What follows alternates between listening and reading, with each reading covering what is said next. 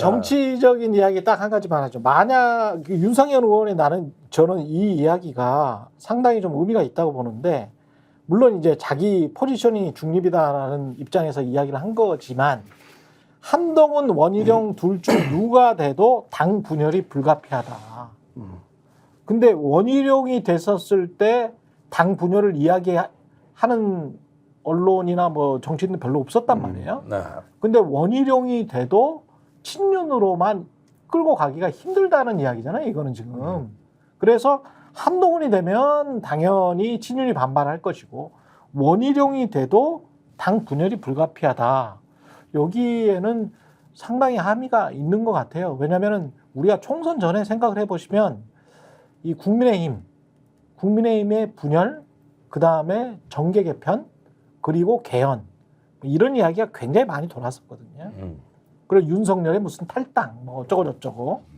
뭐 어떻게 보십니까? 지금 판은? 그러니까 네. 한동훈이 이미 루비콘강을 건넜다. 이미 건넜고. 그러니까, 윤석열 입장에선? 네. 그러니까 한동훈이 되면 당연히 분열인데 안 되면 그러면 한동훈 지지 세력이 승복하겠냐는 거죠. 그러네. 트럼프네. 아니 그러니까 네. 내가 뭐 보수 패널들하고 이렇게 해보면은 이제 개혁 보수가 한동훈 쪽으로 서서히 이동하고 있어요. 그래서 그쪽으로 이렇게 합류를 하면서 하는 얘기가 뭐 수평적 당 뭐 대관계라든가 최혜병 특검 수용이라든가 또는 뭐 심지어는 개헌까지도 이렇게 하면서 보수가 이제 개혁하는 수밖에 없다. 예. 이대로 되면 타이타닉호가 된다. 이 얘기고. 그런데 거기에다가 이래 보니까 한동훈 후보의 기자회견. 그러니까 그 인터뷰가 어디더라? 조선일보인가 어디 채널인가 보면은 정권제 창출을 얘기하고 있거든. 그럼요. 네.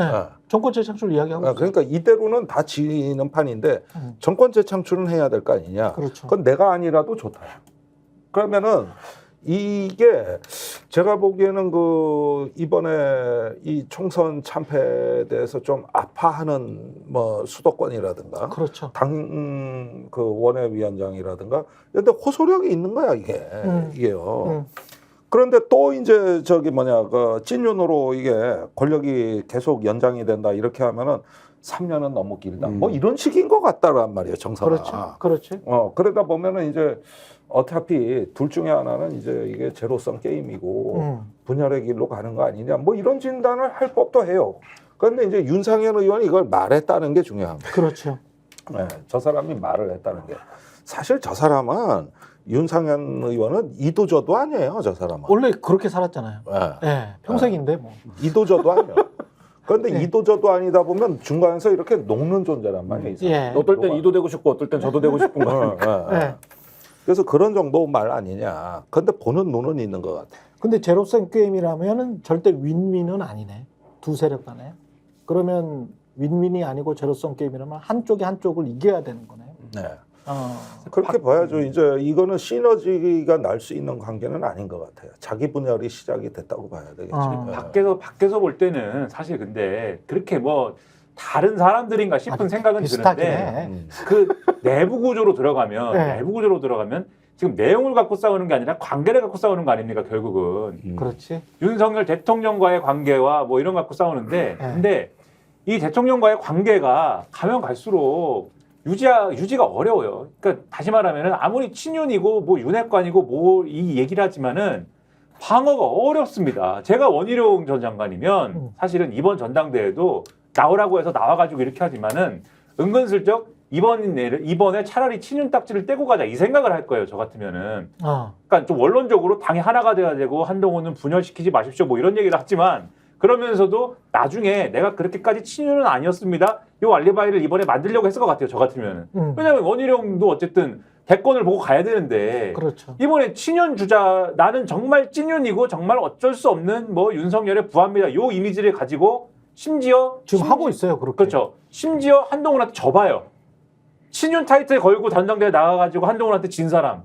이거 가지고 대선 어떻게 갑니까? 아니, 대선은 이제 그러면 끝나는 거죠. 그렇죠. 그러니까 천하의 루저의 이미지가 나오는 거죠. 그렇죠. 그래서 차라리 저 같으면 뗄 것 같은데 지금 네. 그렇게 안 가고 있어가지고 웃기다는 생각이 드는데 만약에 원희룡 전 장관이 대표가 되더라도 그러면 이런 전략으로 대표가 되더라도 저는 이 상태로 윤석열 대통령 방어가 쉽지 않다. 그러면 어느 순간에는 요거를 어느 정도는 이 압력을 빼고 갈 수밖에 없게 된다라고 생각이 들고 그런 생각을 하는 게 어저께 명품백 같은 얘기가 그런 거예요. 명품백도 방어가 안 되잖아요. 어제 사실은. 어제 네. 용산이 다 이유가 없다라고 말을 했지만은 어제 오늘 윤건영 의원이 또 MBC 라디오 나와가지고 이 해설을 또 했어요. 윤건영 의원이 청와대에 있었잖아요. 그렇죠. 청와대에 있으니까는 제일 정확히 할 거 아닙니까? 그러니까 이게 어제 이제 이 정진석 비서실장이 한 얘기는 그 가방은 조그마한 외국 가방은 예. 대통령실 어딘가에는 있다. 포장지 채 있다. 네, 포장된 채 그대로 있는데 다만 대통령 기록물로 확정된 건 아니다. 왜냐하면 확정될지 안 될지를 결정을 해야 되는데 결정을 하기 전에 이게 사건화가 됐고 사건화가 된 상태에서 일단은 결정을 안 한 상태에서 그냥 대통령 기록물이 될 겁니다라고 그냥 얘기를 한 것이다. 이런 취지로 해명을 했거든요. 그렇죠. 근데 윤건영 의원은 그것 자체가 안 맞는다. 왜냐면은 8월 31일까지 매년 8월 31일까지 선물 받은 거는 목록을 작성하게 돼 있다는 거죠. 아, 그 기한이 있구나. 그렇죠. 언제까지 딱딱 해야 그렇죠. 된다. 매년 업데이트를 해야 연간 뭘 받았다라는 걸 해야 되는데 예. 올해도 대통령실이 했다는 거예요. 126개의 선물을 받았다라는 걸 업데이트를 했다는 거예요. 이게 대통령 기록물이다. 그러네요. 근데 그 126개에 안 들어 있습니다. 이 명품백은. 그러네요. 작년에도 없대요. 예. 그러니까 지금까지 없어요. 명품백은 이 선물로 기록된 적이 없고 예. 이게 2022년 뭐 9월인가 받은 건데 그러면 2023년 8월에는 적어도 목록에 올라가 있어야 되지 않습니까? 그렇죠. 없다는 거예요. 이게 없다. 그러면은 애초에 대통령 기록물로서 이거를 고려한 게 아니다라는 게 여기서 나오는 거고 그럼 윤건영 의원이 볼 때는 그렇죠. 처음에 받을 때는 뇌물이었을 것이다. 근데 논란이 되니까 대통령 기록물로 바꾼 거 아니냐 이 얘기인데 예. 여기서 이 라디오 진행자가 김종배 평론가지 않습니까? 예. 김종배 평론가가 그 얘기를 합니다. 건의기에서 뭐라고 그랬냐면은 이게 대통령 기록물로 지정이 된 거라고 하면은 이 청탁금지법상에 이게 서면으로 신고하게 돼 있지 않습니까? 그렇죠. 서면으로 신고하는 거에 대해서 대통령 기록물이면 그 대통령 기록물로 지정한 거를 가름하는 거라고 설명을 했는데 이 건의기가. 예. 근데 지금 대통령 기록물로 지정이 안 돼 있으면은 건의기 해석대로라면은 서면 신고를 안 한 거 아니냐? 서면 신고 안 했네. 그렇죠. 근데 서면 신고를 할 의무는 대통령에게 있거든. 그렇죠. 예, 대통령에게 있어요. 그렇죠. 남편한테 있습니다. 공무원인 남편. 그렇게 얘기했더니 윤건영 의원이 그렇다라고 얘기했고 네. 진행자가 그럼 청탁금지법 위반이네요? 라고 했더니 윤건영 의원이 그렇다. 이렇게 얘기했어요. 청탁금지법 위반이네. 그러니까 방어가 안 되잖아요. 이거. 방어도 안 이 돼요. 간단한 게 방어가 안 되지 않습니까? 뭡니까 이게? 게다가 대통령실에 포장된 채로 되어 있다. 이거는 조그만한 명품백을 한 번이라도 사신 분들은 다 아시겠지만 300만 원짜리 정도 사면 있잖아요. 그 하얀 덮을백 또 줘요. 네. 예, 거기에다가 포장된 채로 그렇게 보관을 합니다. 조금이라도 먼지 안 닿기 위해서. 그리고 이제 쓸 때만 이렇게 빼가지고 쓰거든요. 그래서 포장된 채로 있어. 근데 다른 사람들도 다 그렇게 해. 어떻게 그런 걸 그렇게 잘 알아? 아니, 뭐 뻔하잖아요, 이거. 아니, 뻔한 거 내가 모르니까 얘기지. 김종대 어떻게 의원님은 그렇게 안 잘 사보셨어요? 알아? 명품백? 그걸 내가 왜 알아? 뭐 동질감을 느낍니다. 저도 이게 무슨 얘기인지 모르겠거든요. 예. 당근에 아니, 팔리는 알잖아. 쇼핑백까지 있어야 됩니다. 쇼핑백까지 다 있어. 애플을 사건, 이 아이폰을 사건 간에 아이폰은 있잖아요. 제가 사봤습니다. 다 보관함을 다 그대로 놔둬요. 거기에 따라서 5만 원을 더 받을 수도 있고 5만 원을 덜 받을 수도 있어요. 나중에 판매할 때, 나중에 판매할 때, 재판매할 때. 중고로 판매할 때. 그래서 이게 뭐 300만 원짜리다 또는 1000만 원짜리다, 2000만 원짜리다 그러면은 덮을백 무조건 보관해야 돼요.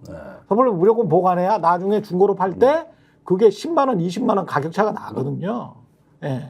딴 얘기로 가버렸는데 예. 결국은 그래서 그렇습니다. 결론은 뭐냐면 예. 이런 상황이니까 예. 용산하고 여당은 예. 여당이 방어를 할 수가 없어서 결국은 누가 대표가 되든 뒤로 갈수록 갈라질 수밖에 제가 없는 거다. 드리는 말씀은 방어 논리가 엄색하다. 저는 포장된 채로 원래 있다, 그거는. 지금 전당대회 하고 있는데 전 어차피 다 슬퍼질 거라고 생각하거든요. 근데 슬픔의 양상이 좀 다를 텐데 예. 원희룡 후보가 만약에 되면 뭐 지금 뭐 구도는 쉬워 보이지 않지만 예. 되게 심파적으로 슬퍼질 거예요. 우리는 죽어도 못 보내는데 죽게 되니까. 그렇지. 예, 그리고 한동훈 후보가 되면 굉장히 그 멜로적으로 슬퍼질 거예요. 아, 멜로적으로 사람이 변해갖고.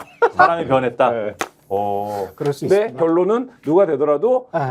주인공을 포함해서 다 네. 슬퍼지는 그림이다. 두 개의 여전히 한동훈과 원희룡은 조연일 뿐이고 여전히 주연은 네. 윤석열, 김건희예요. 음. 이 드라마의 여전한 주연은 그리고 근데 자꾸 윤석열 앞에 두는 것도 저는 좀 그게 좀 지금 상황은 디올백도 그렇죠, 주가 조작도 그렇죠, 이 최병 사건까지 수사 외압 사건까지 만약에 김건희 여사와 관련돼 있다면은 이거는 김건희 남편이 주연이다. 김건희 남편 특검이다라는 생각도 듭니다. 네. 그런 사연이 쌓이고 있습니다. 저희가 얘기할 때 오셔가지고 라이브로 관전하시기 바랍니다. 반드시 주변 사람들 데리고 오시기 바랍니다. 구독, 좋아요, 알림 설정 해주시기 바랍니다. 좀 살려주십시오, 저 좀.